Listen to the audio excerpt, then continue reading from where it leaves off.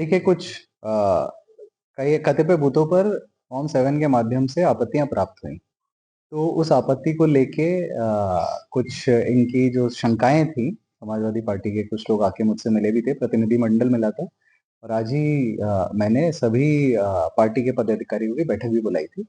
तो उसके संबंध में उनको स्पष्ट कर दिया गया है कि 6 जनवरी से लेके 6 फरवरी तक जो माननीय चुनाव आयोग के निर्देश हैं, उसमें दावे और आपत्ति प्राप्त किए जा सकते हैं। तो आपत्ति करने का अधिकार सभी पार्टीज़ को है। कोई एक पार्टी के लिए विशेषकर नहीं है, बट कोई करना चाहे तो वो भी कर सकता है और आपत्तियाँ लेना पड़ेगा हम लोगों को अगर कोई आपत्ति देता है। अब उसमें जो माननीय चुनाव आयोग की गाइडलाइंस है कि आपत्तिकर्ता को हमको ये देखना है कि वो सेम विधानसभा क्षेत्र के होने चाहिए, वही आपत्ति ग्राह्य की जाएँगी और ग्राह्य करने के बाद उनको बीएलओ को असाइन किया जाएगा। बीएलओ की रिपोर्ट आने के बाद यदि बीएलओ ऐसी रिपोर्ट देता है कि आपत्ति सही पाई गई, तो नोटिस इश्यू किया जाएगा, बिना सुनवाई करके किसी का नाम नहीं काटा जाएगा।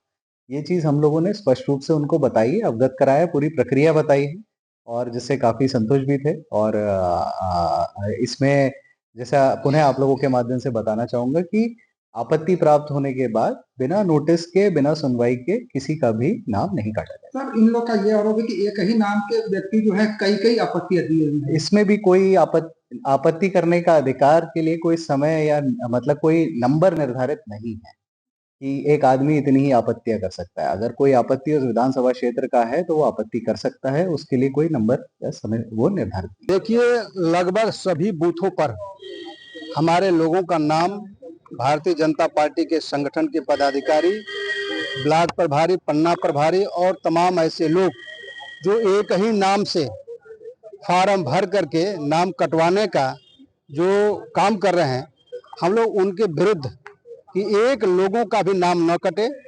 जिस प्रकार से संविधान के अंदर मत देने का अधिकार सबको है, लेकिन भारतीय जनता पार्टी के लोग उस मताधिकार के प्रयोग से वंचित करने के लिए हम सबके वोटों को कटवाने का काम कर रहे हैं। इसलिए हम लोग आज जिलाधिकारी महोदय को ज्ञापन देने का काम किया है और उन्होंने आश्वासन दिया है कि हम इस पर जो कमियां हैं उसमें हम सुधार करने का काम करेंगे और कहीं न कहीं एक भी लोगों का वोट नहीं कटेगा। लेकिन हम सबको डर है, भय है और चिंता है कि प्रशासन के लोग और जो भारतीय जनता पार्टी के लोग हैं उनके दबाव में प्रशासन यहाँ का आ जाएगा और हमारे वोटरों का जो है वोट कटवाने का काम करेगा। इसलिए हम लोग अपने तथ्य को एकत्रित करके डीएम महोदय को देने का काम किया है। आरोप नहीं है, वो सत्य है। जनपद के कई बूथों से फॉर्म 7 पकड़ा गया है। हजारों की संख्या में फॉर्म हम लोगों के पास आ गया है और बीएलओ के पास कितना पहुंचा होगा वो आप जाने। पत्रकार भी एक स्पष्ट दर्पण है, उसको आप समझे कितना पहुंच। लेकिन हम लोगों के यहाँ हजारों फॉर्म 7, जो आदमी जिंदा है, काम कर रहा है, अपने घर में है, जिले में है, उसका भी नाम काटने के लिए भारतीय जनता पार्टी तैयार हो गई। तो कटवाने के लिए लोग किस तरह का प्रयास कर रहे हैं, क्या कर रहे हैं लोग?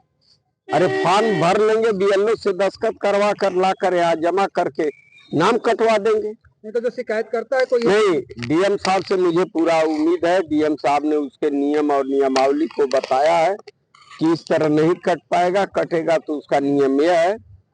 तो हम लोग अस्वस्थ हुए हैं, लेकिन फिर भी हम अपने तरीके से हम एकदम लैस हैं।